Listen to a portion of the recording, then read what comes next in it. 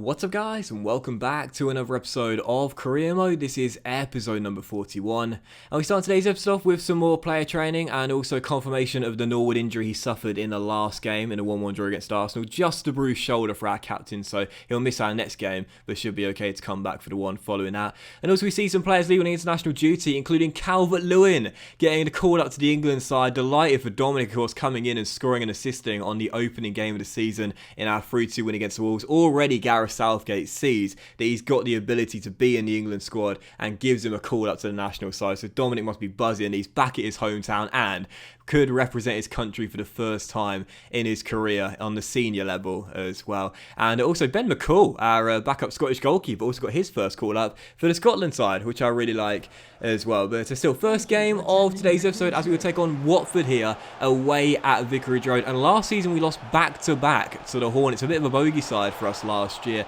And of course in the second game of the season was when we faced Watford last year and we lost 4-1 in what I believe was our first away game of the campaign last year. So now taking on Watford away at Vicarage Road, needing to avenge some demons here and get ourselves our first win since the opening day. It was a really lively first half as well. A couple of great chances for both sides, but it was still goals. We were heading into the break, but just before half-time, some bad news, and oh my goodness gracious me. I mean, seriously, 4 games in, 3 injuries. We do not get the luck with injuries, do we? And yes, I know my injury slides are quite high, so naturally it's going to happen, but it's more realistic, of course. But anyway, Robinson goes down, and Callum forced off the pitch forced off the pitch just before half-time. It was an awkward landing for our number 11 there. Of course, scored against Arsenal, the equalising goal in the last game. Thought I'd reward him with a start in this one, but unfortunately couldn't even see out the first half. Taken down, injured, and let's hope that's not a serious injury for our number 11. He's been one of our most consistent goal scorers throughout the series so far. So Calvert-Lewin comes on, and Robinson forced off through injury right before half-time. But in the second half, we were still tied at 0-0.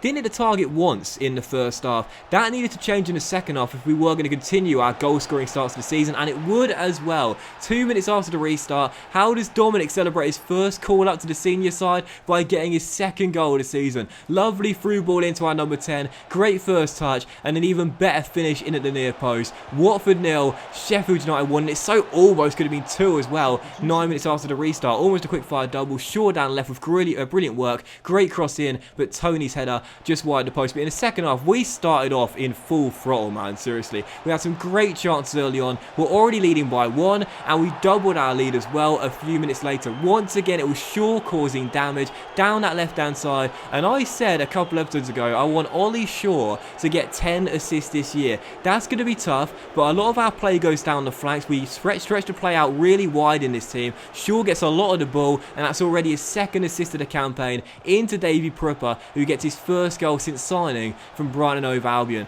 Watford 0, Sheffield United 2. Absolutely brilliant start to the second half. Just past the hour mark, Watford would get themselves back in the game. Gerard Deulofeu smashing the ball into the near post, and after that we began to collapse, and Watford had woken up, and it was all Deulofeu as well. He was running the show for the Hornets. If it wasn't for a great goal saving challenge there by Godfrey, who would have got his second goal of the game. Still 2-1, switched my philosophy from attacking to balance as the Hornets were putting us under so much pressure, and once again, oh my goodness gracious me, not again.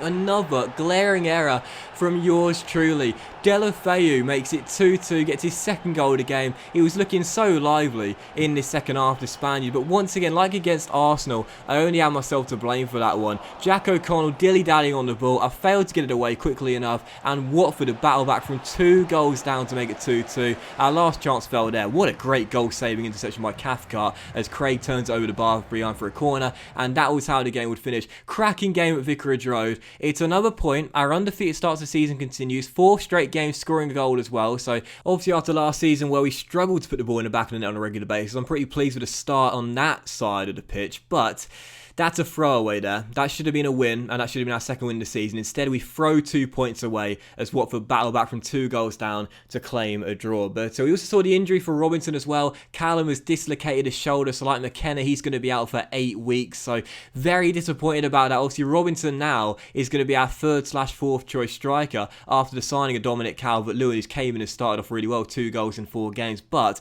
still not pleased to see that. Robinson is a nice little player to have in this team, and with his pace as well, is a decent impact player for us off the bench. So Robinson out for 8 weeks, a bit of a shame. But anyway, following that, it's time for transfer deadline day, and of course we had about £8 million remaining in our budget after the signings we've made in this summer transfer window, and I thought to myself, what do we need now as the window's about to slam shut? Well, one thing we could do with is a veteran in this team, because right now we're lacking leaders in this team. We're lacking dressing room leaders. We're lacking experience in this side. And obviously, if we're going to qualify for the Europa League for season 4, we need players that have played in Europe. I want players that have played on the international stage, and I want players that are model professionals as well. And I thought, who fits that bill perfectly? Mr. Joe Hart. Obviously playing for Burnley right now. Of course, once a Manchester City though. I remember when Hart's first started playing regularly for Manchester City, I was such a big fan of his, and I knew he could go far. He's played for England about 80 odd times. He's been capped by his country and represented the side at World Cups and European Championships. So he's obviously a very reputable player in world football. Obviously now as a backup goalkeeper for Burnley, he's sort of seeing out his final years, not exactly at the top of his game. However,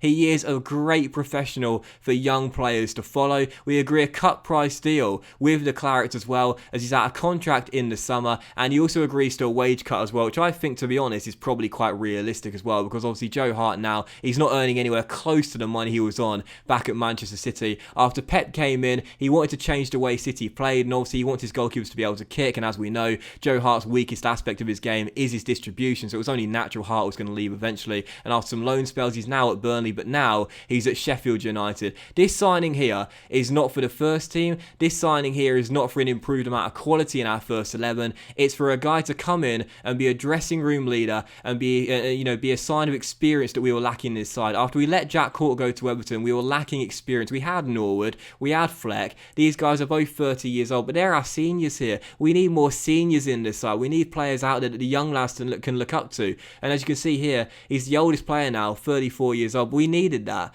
We needed some more experience here, I felt. So Hart comes in, again, a very cheap deal there, but I'm pleased with that. I'm very pleased with that. He's good enough to be on our bench, and I think Joe's going to be a great example for Dean, the young goalkeeper, who of course he'll want to win his first cap for England in the near future. Joe can show him how to do that. He's represented England many, many times. So Hart comes in, new backup goalkeeper, and again, great to have the experienced model professional there. But following that, a bid came for Ravel Morrison, which we decided to negotiate with Real Sociedad on deadline day. Obviously, some of you guys have been saying you might want to cash in on Morrison. He's had a low return in terms of goals and assists throughout the course of the series, despite the fact he's one of our highest earners and now 28 years old.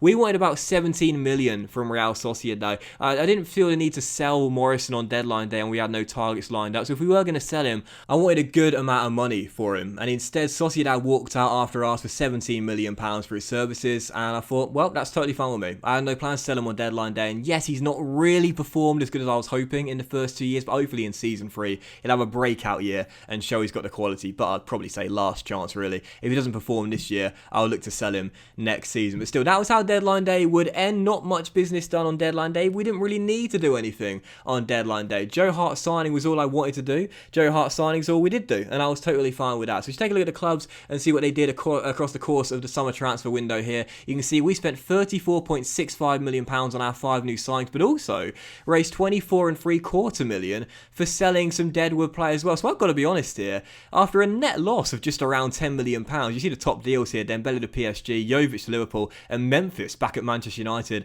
on a £72.1 million signing. I'm really pleased with the business we did. In fact, I'm more than pleased. I give myself a gold star for the business we did in this summer transfer window. I think we played it absolutely perfectly. The board didn't give us much money. We had to get good value for money deals, and all 5 of our signings in this window were great value for money deals. Dominic Calvert-Lewin for £15 million plus Jack Cork, under the current market valuation, 2 goals in 4 games, great start. That's a great deal. Joe Lewis coming in from Norwich for just over his market valuation. That's a great deal. You know, obviously signing Bruno on a free transfer, that's a great deal in itself. Jordan Serrano-Riga for his release clause under his valuation, another great deal. And Joe Hart on deadline day, a bit of experience on a cheap deal as he takes a wage cut as well.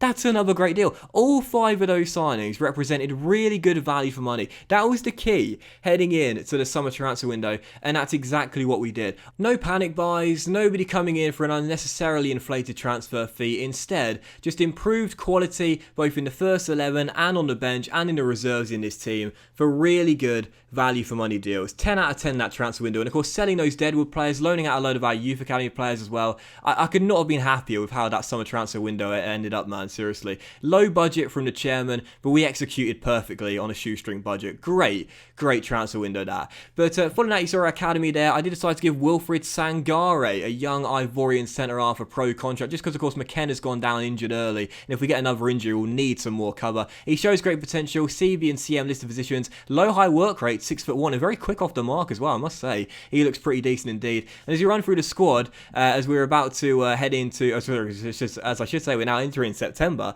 You can take a look at our final side after the transfer window. This is the side we'll have between now and January. And I've got to be honest here, when you combine the new signings with the current squad of players we had from last season, I'm very happy with this squad. This looks like a squad that I wanted to have. A very good, hard-working, determined squad full of great professionals. I'm really happy with the team we've got between here and January. This is the sort of side I wanted. This is the side we've managed to construct for the first half of Season 3. Is it good enough to qualify for the Europa League for Season 4 and break into the top 6?